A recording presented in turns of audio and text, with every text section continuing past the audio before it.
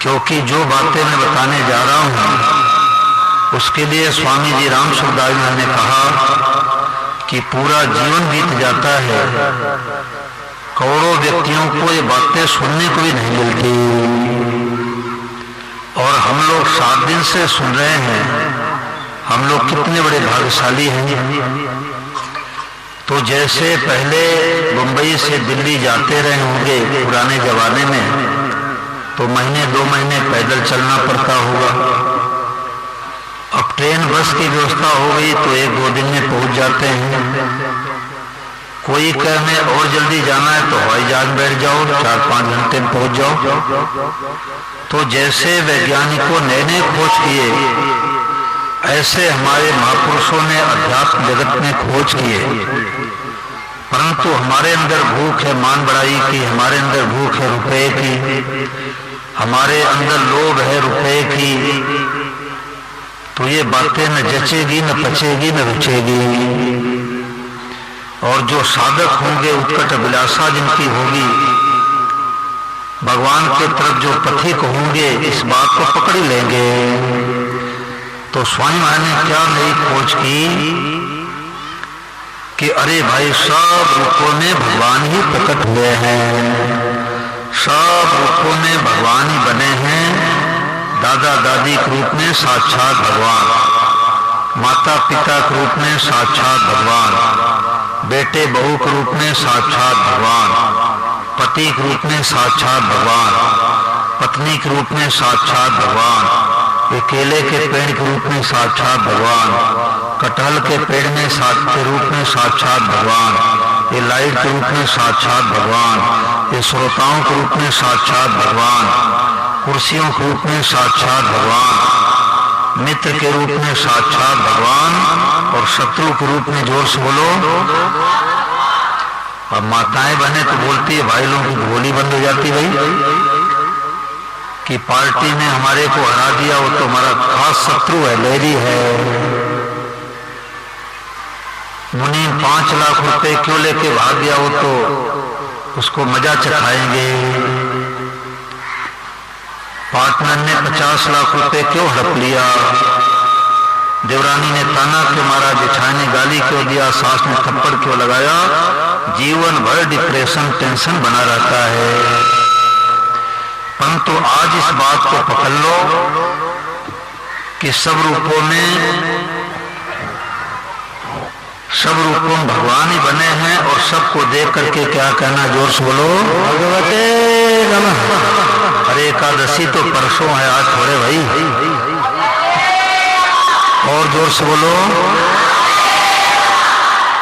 भगवते नमः का मतलब प्रभु मैं आपको नमः मतलब प्रणाम करता हूँ। भैया बैठ जाओ, बहु डांटने लगा, बैठ जाओ। ऐसी बातें करोड़ों अरबों रुपए कथा लगा के होगी, नहीं मिलेगी।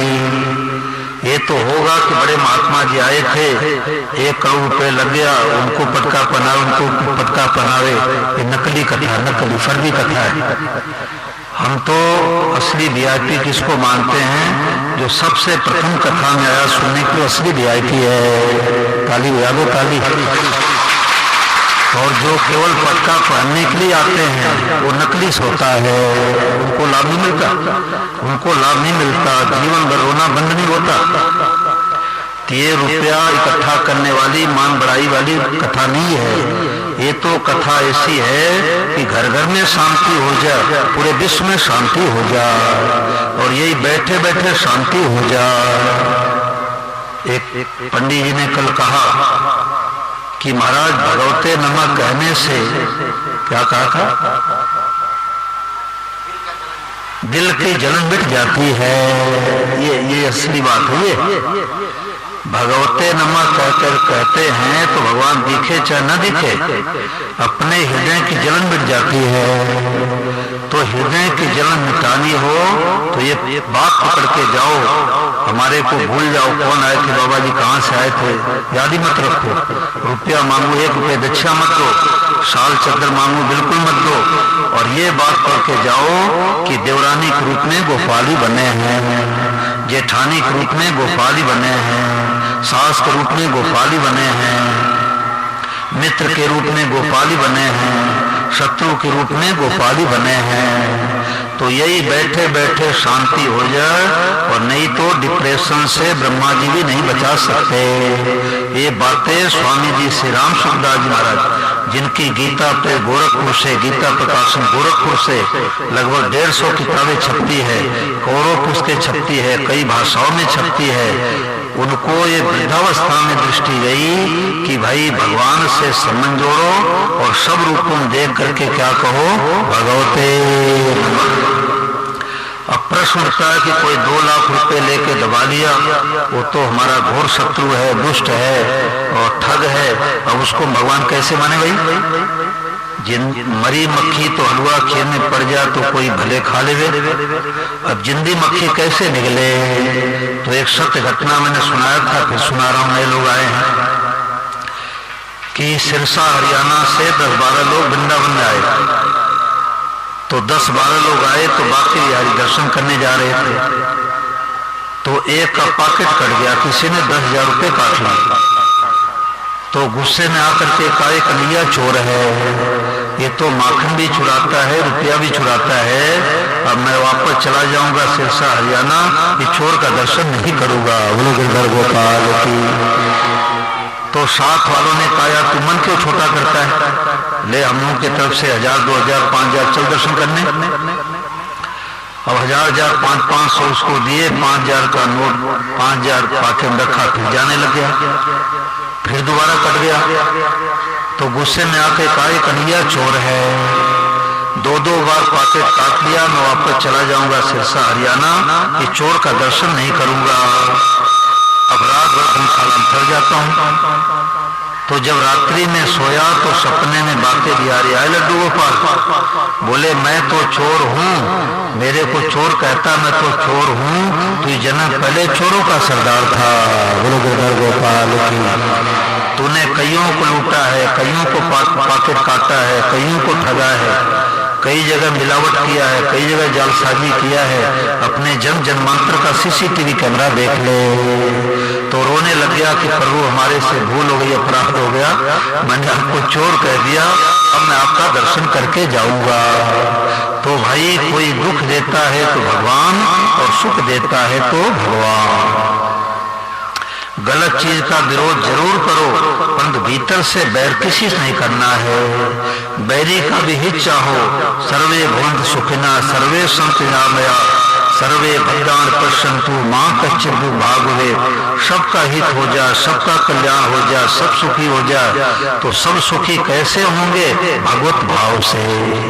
स्वामी जी महाराज जी ने कहा कि घर घर में शांति होगी, सारे विश्व में शांति होगी। कब? कि भगवत भाव से। सब रूपों में जिस भगवान का हम पूजन करते हैं, ये गोपाली जगत रूप से प्रकट हुआ है। और उधारी नहीं, अभी तत्काल शांति हो जाए, सदा के लिए शांति हो जाए।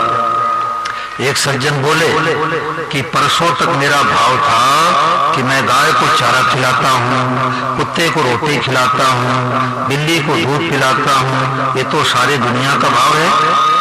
परंतु उन्होंने कहा कि जब कल से हमने भगवते नमः सुना तो हमारा भाव बदल गया कि गाय के रूप में साक्षात भगवान को भोग लगा रहा हूँ, कुत्ते के रूप में साक्षात भगवान आए हैं, उनको रोटी का भोग लगा रहा हूँ, बिल्ली को दूध नहीं पिला रहा हूँ, बिल्ली के रूप में साक्षात भगवान को दूध का भोग लगा रहा हूँ।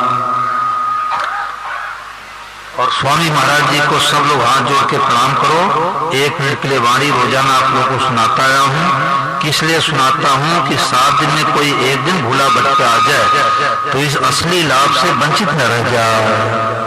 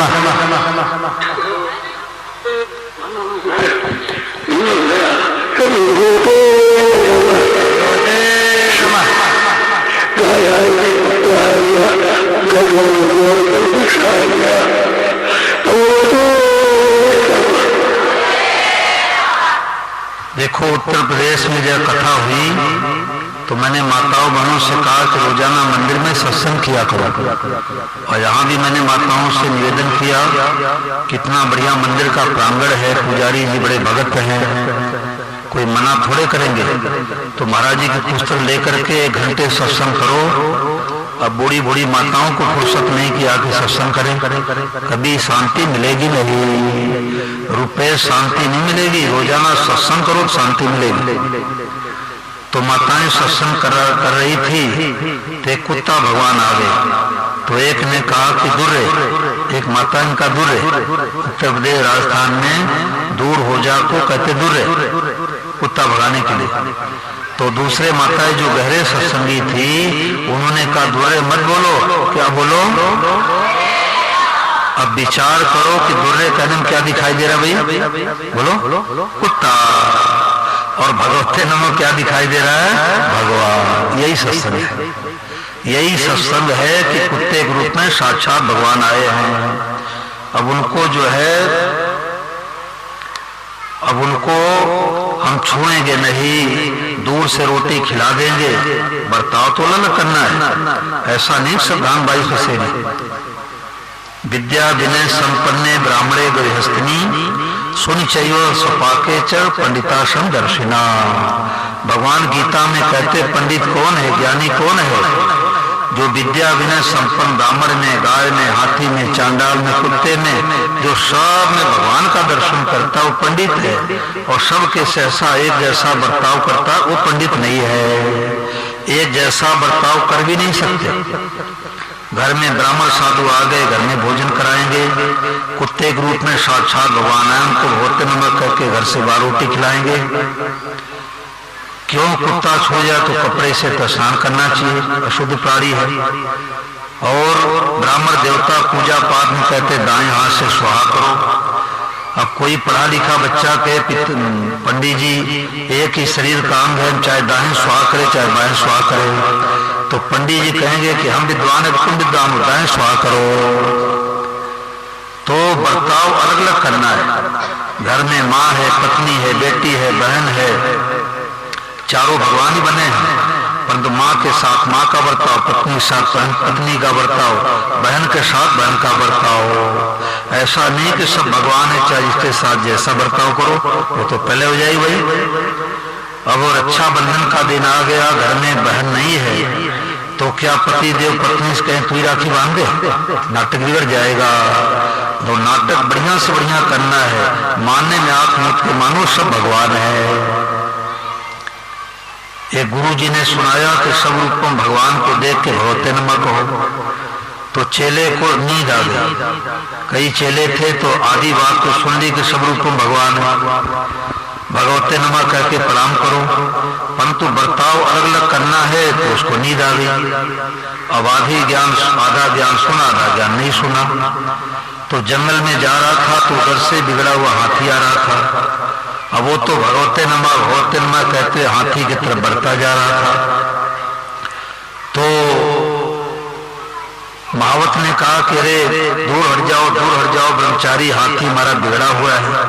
अब वो तो एक ही बात पकड़ लिया था, सर्वरूपम भगवान है, भगवते नमः। अब हाथी के पास गया, हाथी भगवान ने सूर से झटका दिया, नीचे गिर गया, चोट लग गई। और लंगड़ाते हुए आया, गुरु जी ने पूछा बेटा क्या हो गया, क्या हो गया? बोले आपके भगवते नमः ज्ञान ने मार दिया। आपने कहा सब भगवान तो हाथी भगवान, और हाथी भगवान ने सूर से झटका दे दिया और देखो चोट लग गई, आपका ज्ञान अज्ञान है। तो गुरु जी ने कहा कि हाथी के ऊपर कोई बैठा था? बोले माहौत बैठा था। अंकुश लेके जो कंट्रोलर होता है उसको माहौत बोलते हैं। बैठा था? बोले बैठा था। कुछ कह रहा था? बोले हाँ। दूर हट जाओ ब्रह्मचारी, हमारा हाथी बिगड़ा है। तो गुरु जी ने कहा कि तूने जब हाथी को भगवान माना तो मावत को भगवान क्यों नहीं माना? बोलो अरे बिजली के रूप में भगवान ही है, क्या इनको छू देंगे? लिखा होता सावधान 440 वोल्ट खतरा है। तो बर्ताव अलग अलग करना है, मानने में सब भगवान। और पूरे 7 दिन कथा का सत्संग का सार 3 बातें हैं। एक राजस्थान में बालिका से मैंने पूछा, 9 दिन की राम कथा हो रही थी, मैंने तो कथा में आती है? उसने कहा बाबा जी मैं रोजाना कथा सुनी। तो मैंने कहा तुम्हारे क्या अच्छी बात लगी? उसने कहा हमारे को 2 बात अच्छी लगी। ऐसी बात बता दी, मैंने कहा तुम्हारे को 100 में 100 नंबर मिल गया। तो थाने मुंबई वाले भी 100 में 100 नंबर लेके जाएंगे, 99 नंबर में संतोष मत करना। तो उसने कहा कि पहली बात ये मेरे को मिली कि भगवान से संबंध जोड़ो। क्या बात मिली? जोर से बोलो। सबका जुड़ गया, ये मत कहना कि मैं भगवान की नहीं हूं। और दूसरी बात उसने कहा कि सब रूप को भगवान को देख के क्या कहना। और तीसरी बात आई कि सब सदैव अपने ऊपर भगवान की कृपा को देखना। सुख आवे तो भगवान की कृपा, दुख आवे तो भगवान की कृपा। भगवान की कृपा नहीं होती तो मनुष्य शरीर नहीं मिलता। कुत्ता बिल्ली गधा सूअर बना देते, नालियों में लौटते। मानव से मिला, भारतवर्ष में मिला, गीता रामायण से परिचय हो गया, सनातन धर्म में जन्म मिला। भगवान की कृपा तो छप्पर फाड़ के बरस रही है। सब कुछ ही भगवान है, सबसे बात महान है।